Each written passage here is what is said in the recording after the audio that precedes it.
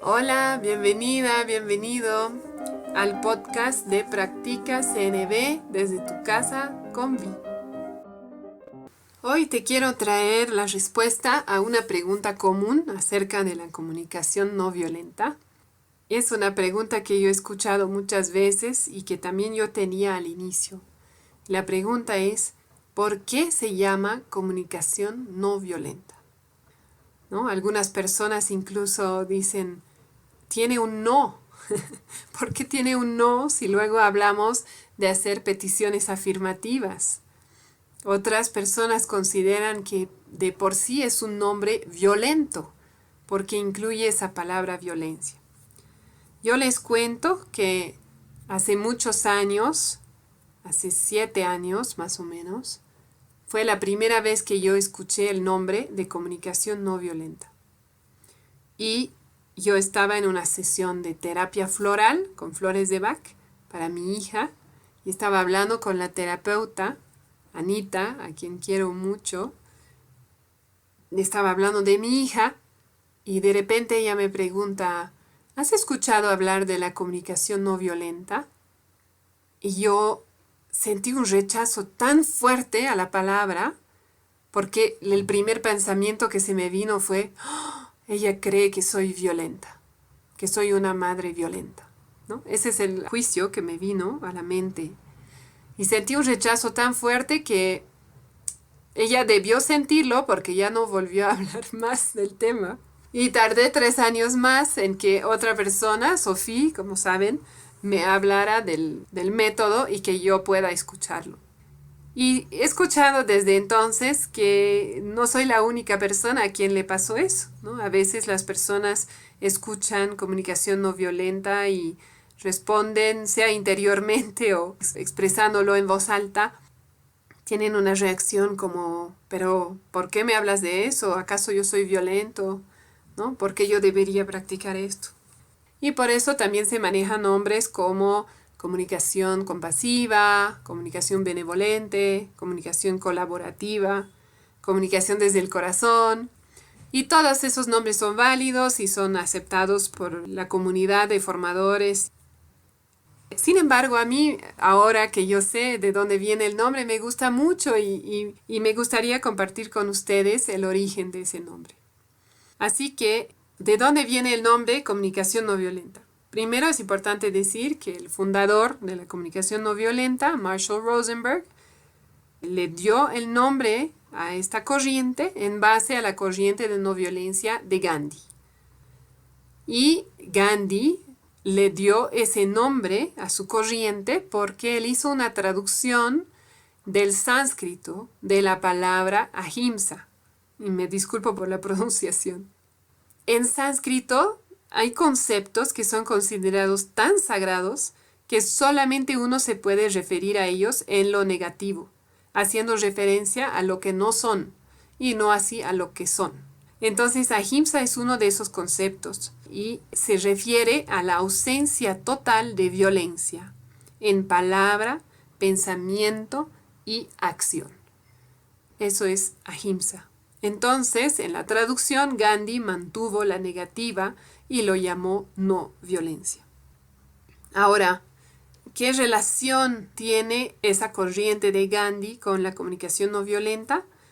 Hay unos artículos muy interesantes que publicó Miki Kashtan, una formadora de renombre mundial en comunicación no violenta, y hago referencia a esos artículos en el descriptivo del audio, si quieren buscarlos, donde ella expone los 7 principios que relacionan la no violencia de Gandhi con la comunicación no violenta. El primer principio es que la no violencia es amor. Es decir, esa ausencia total de violencia, en el fondo lo que significa es amor incondicional, como el amor demostrado por Jesús o por Gandhi. Es ese sentido de la aceptación total de la humanidad de cada persona, independientemente de sus acciones, de su estado físico, mental, ¿no? De su estatus en la sociedad, etcétera, etcétera. ¿No? Y aquí podemos citar a Gandhi, que dijo, solo existe la no violencia cuando amamos a quienes nos odian. Y a Jesús diciendo, amad a vuestros enemigos. Entonces ahí vemos ese espíritu de amor incondicional. No se trata de amor romántico ni de amor a los hijos, sino un amor incondicional a todas las personas, a todos los seres humanos y a todos los seres vivos. Esa es la base de la comunicación no violenta. Es el compromiso a buscar el bienestar del otro, aun cuando estamos en oposición. El compromiso a mantener nuestro corazón abierto en toda circunstancia. Entonces, ese principio número 1, la no violencia es amor. El segundo principio que me parece muy importante de nombrar es el valor de enfrentar las consecuencias. Como ustedes sabrán, Gandhi se exponía mucho. Al practicar la no violencia se puso en muchas situaciones de riesgo, arriesgó la muerte muchas veces, ¿no? En la comunicación no violenta, en general, no traemos riesgos a nuestra seguridad física, pero generalmente sí hay una sensación de riesgo para nuestra seguridad emocional. Es decir, que cuando yo elijo hablar, compartir, estar con el corazón abierto, en toda circunstancia, me estoy exponiendo a sentirme vulnerable y a que tal vez una persona me juzgue o reaccione de una forma que es difícil para mí recibir. Entonces, en comunicación no violenta trabajamos ese miedo, esos miedos que llevamos, para poder mantenernos en integridad con nuestros valores y mantener nuestro corazón abierto. Entonces sí, es un ejercicio de valor. Y el mismo nombre, ese nombre que puede incomodarnos, comunicación no violenta, poder nombrarlo y comentarlo. Ese fue el primer ejercicio para mí, ¿no? Aprender a decir el nombre sin sentirme incómoda. Bueno, el tercer principio, ver la humanidad de los demás.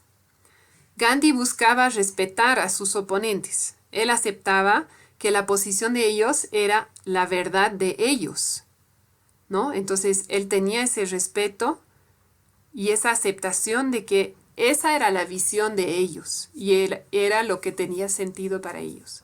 En comunicación no violenta, igual tratamos de ver la humanidad de las personas poniendo a un lado las opiniones, las acciones, cualquier otro factor que nos pueda separar o dividir. Y recordar que esa persona es un ser humano, al igual que yo, que tiene necesidades universales, al igual que yo. El cuarto principio es apelar a la humanidad de la otra persona. Cuando nosotros logramos conectar con la humanidad de la persona que está frente a nosotros, es más probable que esa persona también se pueda reconectar con su propia humanidad. La comunicación no violenta nos ayuda a recordar que esa otra persona no es tan diferente de nosotros y nosotras. Y es probable que esa persona actúe en formas que llenan más nuestras necesidades si primero le damos aceptación y consideración. Gandhi decía, en un conflicto no violento no queda resentimiento y al final los enemigos se vuelven amigos. Y eso nos lleva al principio número 5, soluciones que funcionan para todos. Gandhi siempre mantuvo que buscaba soluciones para el bienestar de todos y todas. Efectivamente, las soluciones unilaterales, donde solamente decide una parte, tienden a generar resentimiento a largo plazo, o incluso no se cumplen, no funcionan, etc. Entonces, de igual manera, en comunicación no violenta buscamos estrategias que satisfagan las necesidades de todas las partes. O por lo menos, tomamos en cuenta las necesidades de todas las partes para generar las estrategias. A veces no podemos satisfacer las necesidades de todas las partes con una sola estrategia, pero sí las nombramos y las tomamos en cuenta y nos ponemos de acuerdo, ¿no?, sobre cómo satisfacerlas. El principio número 6 es ir más allá de la oposición, ¿no?, y crear una visión de lo que queremos. Así Gandhi se enfocaba en la visión del mundo que él quería. La abolición de la intocabilidad, la equidad de género, la equidad económica, etc. En comunicación no violenta también estamos invitadas a enfocarnos en lo que queremos crear, celebrando, agradeciendo los momentos en los que estamos logrando cambios y haciendo peticiones afirmativas en línea con lo que buscamos.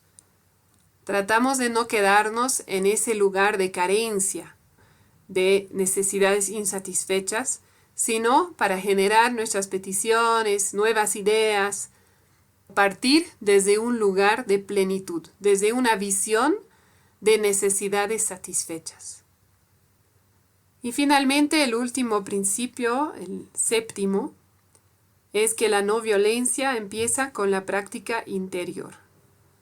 Gandhi insistía en la importancia de una práctica interior individual. La no violencia nace de la paz interior. En comunicación no violenta también reconocemos que si yo no me tengo compasión, no voy a poder ser realmente compasiva o compasivo con otras personas.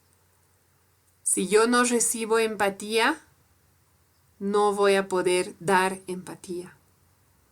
Si yo no me acepto como persona, no voy a poder aceptar a otras personas de una manera realmente profunda.